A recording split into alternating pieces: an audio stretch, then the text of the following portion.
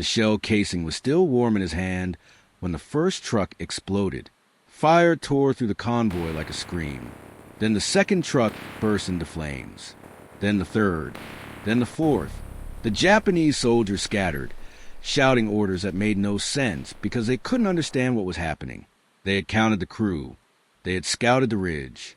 They had seen one man, one American, alone, and yet 4 of the supply trucks were now burning wreckage, ammunition cooking off in chains of secondary explosions that lit the jungle canopy like a string of terrible lanterns. The Japanese officers would later argue over what they had seen. Some said it was an ambush. Others claimed air support. A few swore they had been hit by artillery from over the hills, but none of them guessed the truth. That one man with one cannon had just rewritten a book on what was possible when you refuse to believe the word impossible. If you believe stories like this shouldn't vanish with time, subscribe. Let's keep their memory alive together. His name was Corporal James P. Connor, and 3 days earlier he had been told he was going to die. Not in those words exactly. The lieutenant had been more polite about it. He had called it a holding action, a delaying maneuver, a strategic withdrawal with rear guard coverage. But Connor knew what those words meant. He had heard them before on Bataan. He had heard them on Corregidor. And he had watched good men die while officers used clean phrases to describe dirty work. This time it was New Guinea. The date was August 19, 1943. The place was a nameless ridge overlooking a Japanese supply route that snaked through the jungle between Salamaua and Lae. The American and Australian forces were pushing hard to take both towns, but the Japanese were dug in deep and fighting for every meter of mud and blood. Supply lines were everything. Cut them, and the enemy starved. Protect them, and they kept fighting.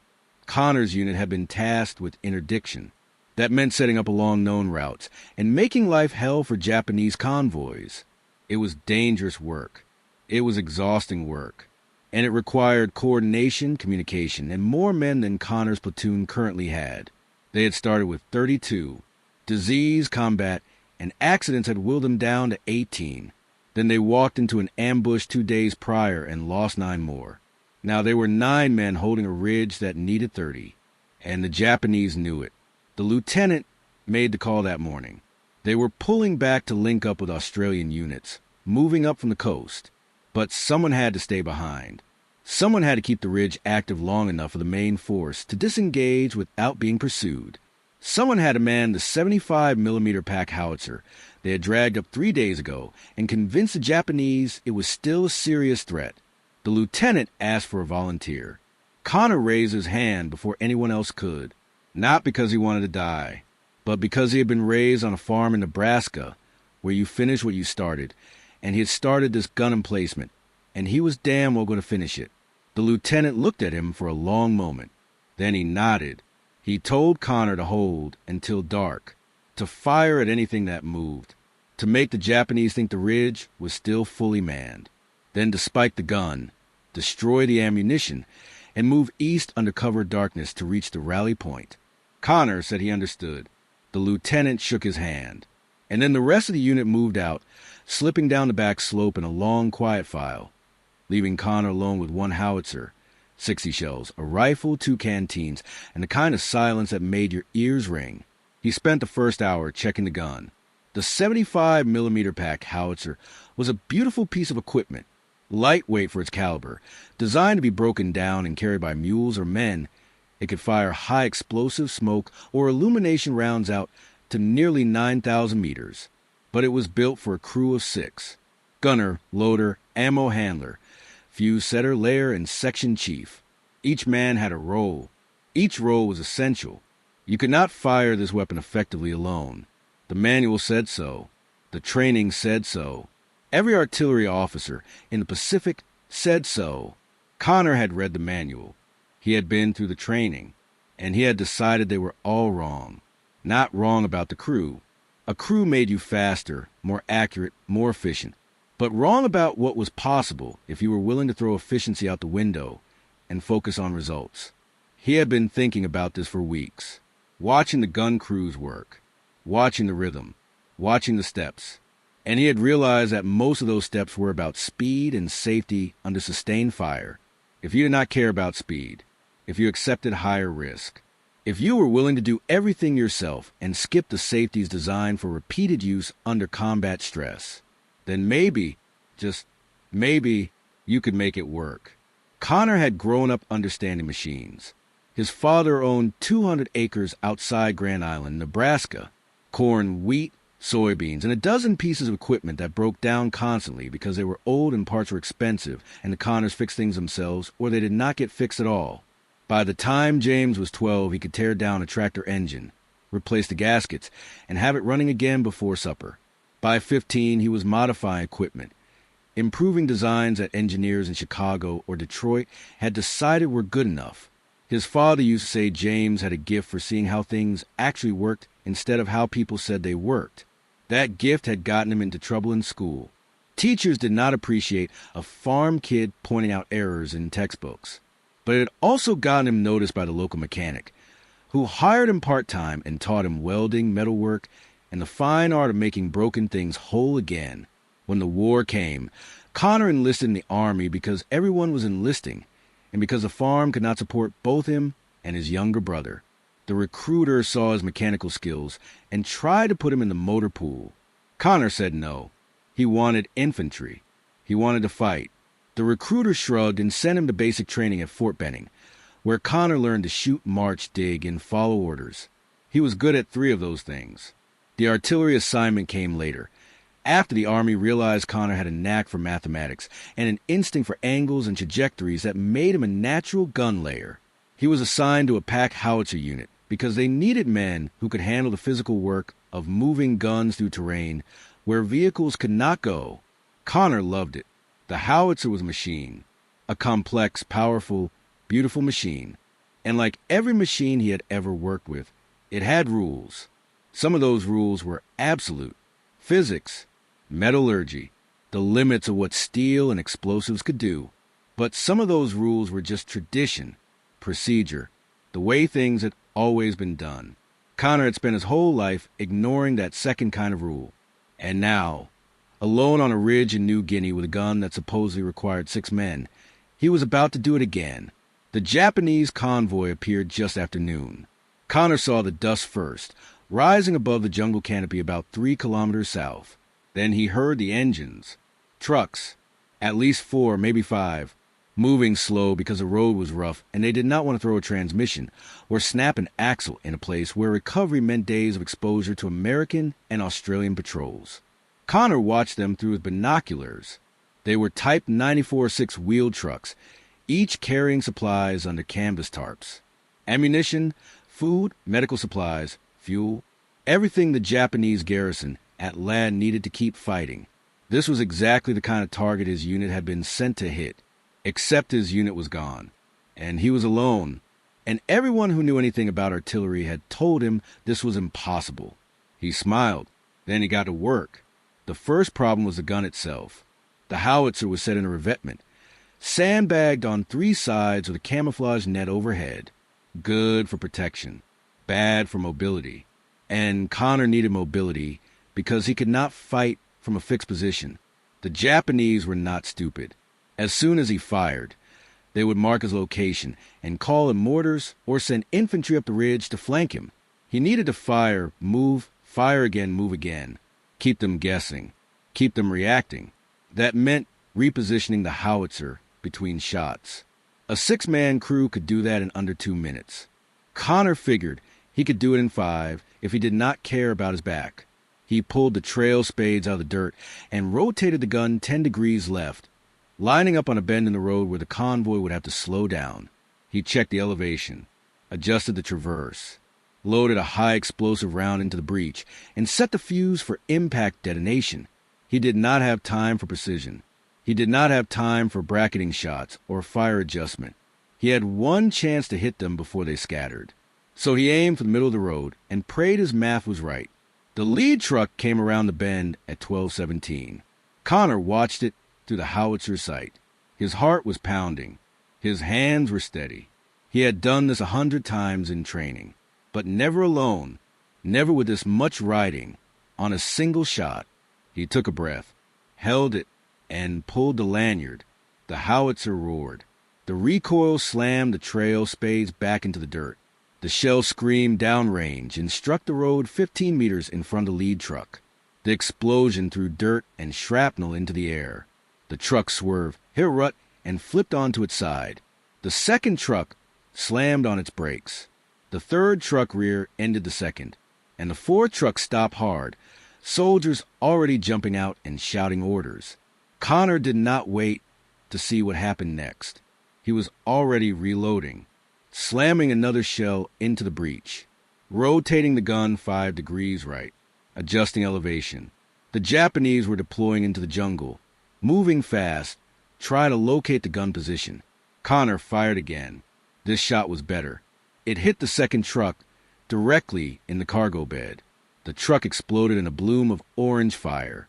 Secondary explosions followed. Ammunition. The truck had been carrying ammunition. Connor grinned. Then he grabbed the trail spades and dragged the howitzer backward, pulling it 5 meters deeper into the trees, repositioning behind a different stand of cover. The Japanese were firing now, rifles cracking, machine gun bursts raking the ridge. But they were guessing. They had seen muzzle flash from the first position, and they were pouring fire into the spot where Connor had been 30 seconds ago. He loaded a third shell, swung the gun back toward the road. The third truck was trying to reverse. Connor fired. The shell hit low, detonating under the front axle. The blast flipped the truck onto its back. Flames erupted from the engine compartment. Soldiers scattered, some on fire, some dragging wounded, all of them screaming. Connor reloaded, adjusted, fired again. This time he aimed for the fourth truck, the one that had stopped last, the one whose crew was still trying to organize a response. The shell hit the cab dead center. The truck disintegrated. Fire and shrapnel tore through the soldiers around it.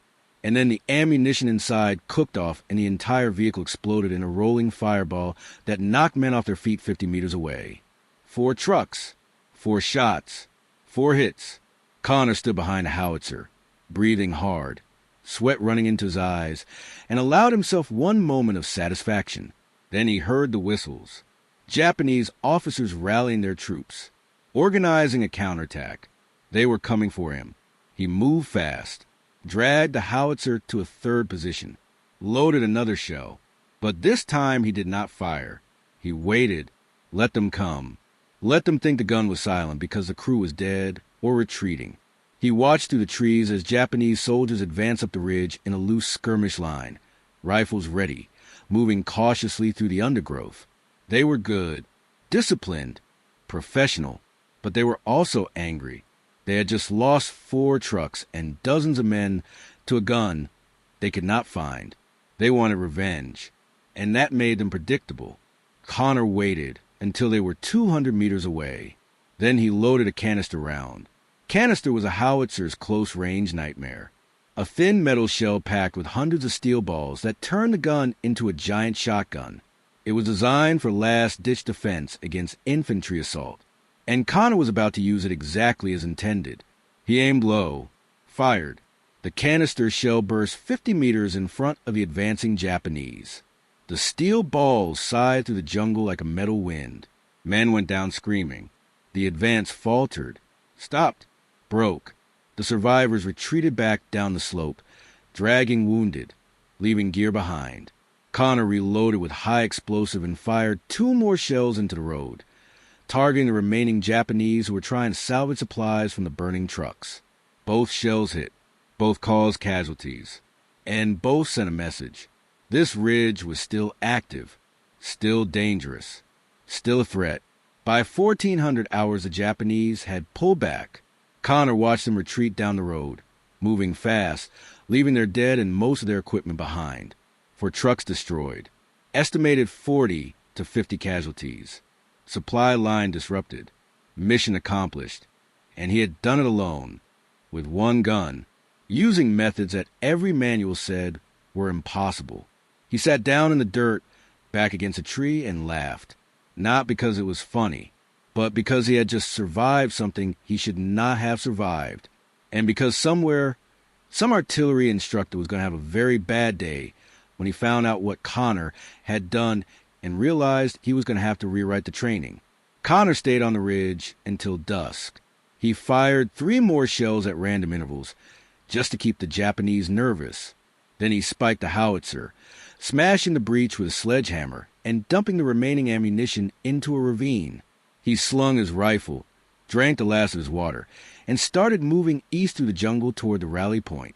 The jungle at night was a living thing. Every sound was amplified. Every shadow held threat. Connor moved slowly, carefully, using the techniques he had learned in training and the instincts he had developed growing up in Nebraska woods where silence meant survival during deer season. He avoided trails, stuck to the densest undergrowth where visibility was poor, but concealment was better. He moved in short bursts. 20 meters. Stop. Listen. 20 more meters. Stop. Listen again. The Japanese were out there. He could hear them. Voices in the distance. The clank of equipment. Once he heard a patrol pass within 30 meters, moving fast, searching for survivors from the ridge. Connor lay flat in the mud and did not breathe until they were gone. He traveled through the night and into the next day, rationing his energy, navigating by compass and the position of the sun when he could see it through the canopy. He crossed 2 streams, waded through a swamp that came up to his chest, and climbed 3 ridges that left his legs shaking and his lungs burning. By the second night, he was out of water. By the 3rd morning, he was hallucinating, seeing his father's barn in the trees, hearing his mother's voice calling him home for supper. He kept moving because stopping meant dying, and he had not survived the ridge just to die in the jungle from dehydration and exhaustion. He found his unit 30 hours after leaving the ridge. It was mid-afternoon on August 21st. Connor stumbled into the Australian perimeter, rifle slung, hands up, croaking the password through cracked lips. The Australian sentry stared at him like he was seeing a ghost. Then he called for the lieutenant. Connor reported in. Describe what happened. The 4 trucks, the counterattack, the canister round. The lieutenant listened in silence. His face was unreadable. When Connor finished, the lieutenant asked a question everyone was thinking. How? How had Connor fired a 6-man gun alone? Connor shrugged. He said he had read the manual, figured out what was necessary and what was just procedure, cut out everything that did not matter, accepted the risk, made it work. The lieutenant shook his head slowly. Then he smiled. He said Connor was either the bravest man he had ever met or the craziest. Connor said he would settle for luckiest. Then he asked for water. Someone handed him a canteen, and he drank until he thought he would be sick. The lieutenant told him to get some rest. They would debrief him properly in the morning. Connor found a spot under a tree, lay down in the shade, and was asleep in seconds. The story spread fast. Within a week, every artillery unit in New Guinea had heard about the corporal who soloed a howitzer and destroyed a convoy. Some did not believe it. Some said it was exaggerated. Some said it was impossible because the manual clearly stated that a pack howitzer required a 6-man crew for sustained operation. But the intelligence reports confirmed it. 4 trucks destroyed. Japanese supply line, the lad disrupted for 3 days. Estimated enemy casualties between 40 and 60, all attributed to sustained artillery fire from a ridge that was supposed to have been abandoned. The math worked out. The timeline worked out. The physical evidence worked out. And when the area was retaken 2 weeks later, American patrols found the wrecked howitzer right where Connor said he had left it, surrounded by shell casings and the remains of Japanese equipment. The story was real, and that meant someone was going to have to explain how 1 man had done what 6 men were supposedly required to do.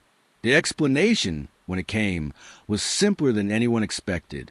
Connor had not discovered some secret technique. He had not invented a new firing procedure.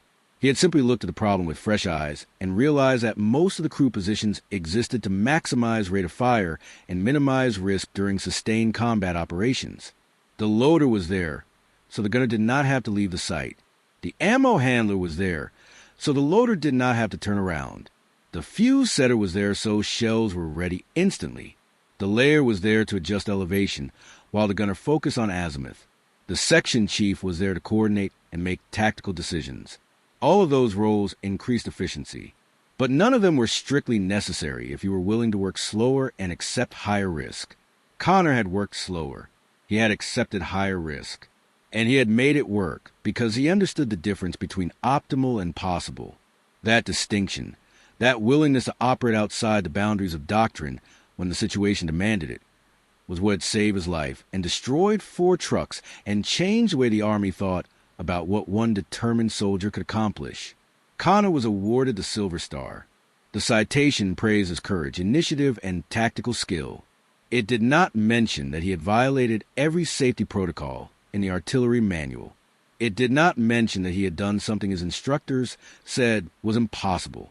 And it did not mention that his success had forced the Army to reconsider its assumptions about what a single determined soldier could accomplish with the right weapon and the willingness to ignore the word can't.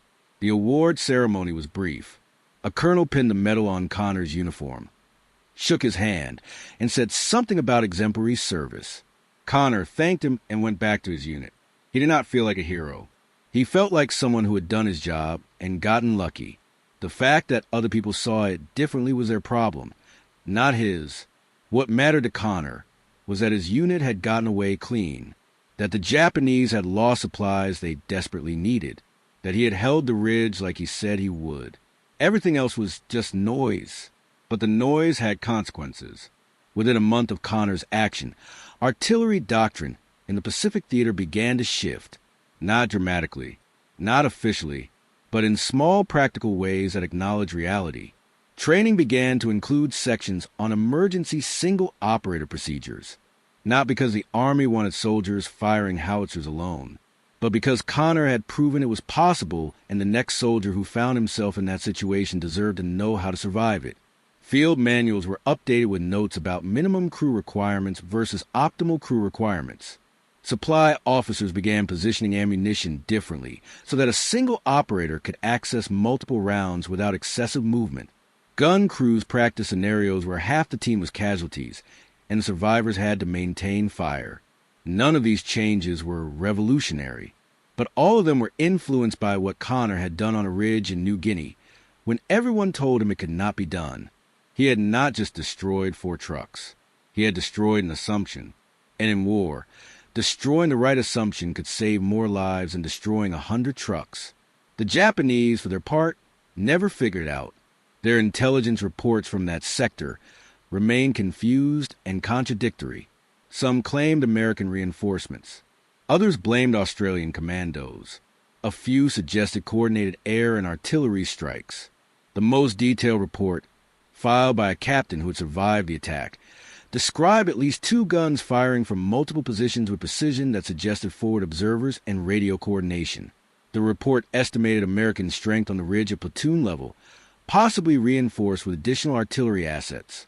It recommended avoiding that sector and finding alternate supply routes. The recommendation was approved. The Japanese shifted their convoys to a longer, more difficult route that added 6 hours to each trip and stretched their logistics even thinner. Connor's action had not just destroyed 4 trucks. It had disrupted an entire supply network. And the Japanese never knew it was one man with 1 gun who had caused all that trouble. They just knew that ridge was cursed, and they were never going back.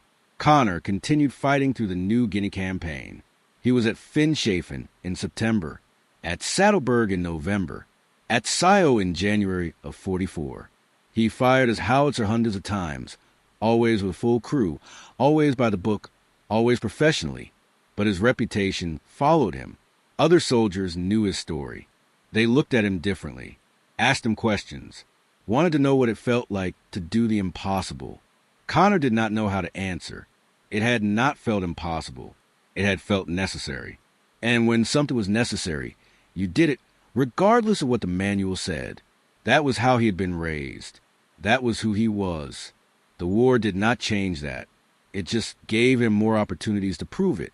The war ended in August of 1945. Connor was in the Philippines when he heard about Hiroshima. He was in Manila when he heard about Nagasaki. He was on a transport ship heading home when Japan surrendered.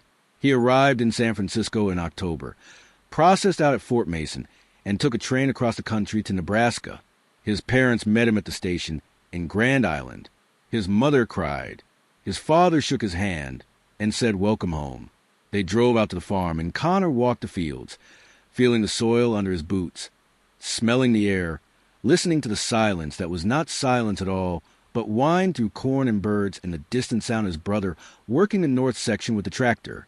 It felt like a dream, like something he had imagined while lying in mud on the other side of the world. But it was real. He was home. The war was over, and he had survived. He never talked much about New Guinea, never bragged about the 4 trucks or the Silver Star. When people asked what he did in the war, he said he served in the artillery. If they pressed, he said he fired a few shells. If they pressed harder, he changed the subject. He did not think of himself as a hero. He thought of himself as a farmer's son who had been given a job and had finished it the only way he knew how, by working hard, by refusing to quit, and by ignoring anyone who told him something could not be done. That attitude served him well after the war.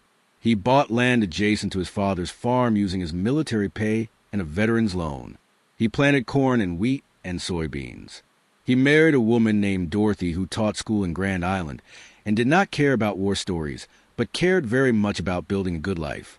They had 3 children, 2 boys and a girl.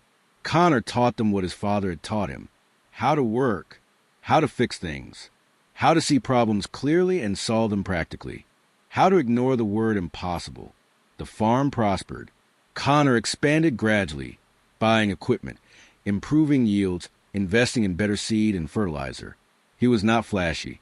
He was not famous. But he was successful in the way that mattered to him. The land was productive. His family was healthy. His debts were manageable. His reputation was solid.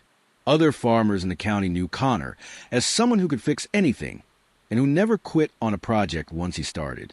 They did not know about the ridge in New Guinea. Connor did not tell them. It was not relevant. That was a different life, a different world. The man who had dragged a howitzer through the jungle and fired it alone until 4 trucks burned was still inside him somewhere. But that man was not needed anymore. The man who was needed was a farmer, a husband, a father, a neighbor. And Connor was good at being those things because he approached them the same way he approached everything else, with focus, with determination, and with a deep belief that the limits other people accepted were not his limits. In 1968, Connor's oldest son was drafted. He served in Vietnam. He came home changed, quieter, harder. He did not talk about what he had seen. Connor understood. He did not push. But one night, late, after everyone else had gone to bed, his son asked him a question. He asked if it ever got easier, if the memories ever stopped, if you ever felt normal again. Connor thought about that for a long time. Then he told his son the truth. He said no, it does not get easier. The memories do not stop. You do not feel normal again because normal is gone and you are someone different now. But you learn to live with it. You learn to carry it. And you find new purpose, new reasons to get up in the morning, new things to build. The war does not define you unless you let it. You define yourself by what you do next, by who you choose to be. His son listened, nodded, went to bed. And the next morning he got up and went to work on the farm and started the long process of learning to carry what he had brought home. Connor watched him and was proud, not because his son had gone to war, but because his son was learning to survive peace. And that, Connor knew, was harder. If this story moved your heart even once, subscribe. It's the least tribute we can give to men like him. Connor died in 1991. He was 74 years old. Heart attack. Fast. He was working on a tractor in the barn when it happened. His son found him an hour later. Tools still in his hands, grease on his fingers, a look on his face that might have been surprise or might have been satisfaction. They buried him in Grand Island Cemetery, next to Dorothy, who had died 2 years earlier. The funeral was well attended. Family, neighbors, veterans from the local VFW post. A minister said kind words about a life well lived. A bugler played taps. An honor guard fired a salute. And then they lowered Connor into ground and covered him with Nebraska soil, and that was the end.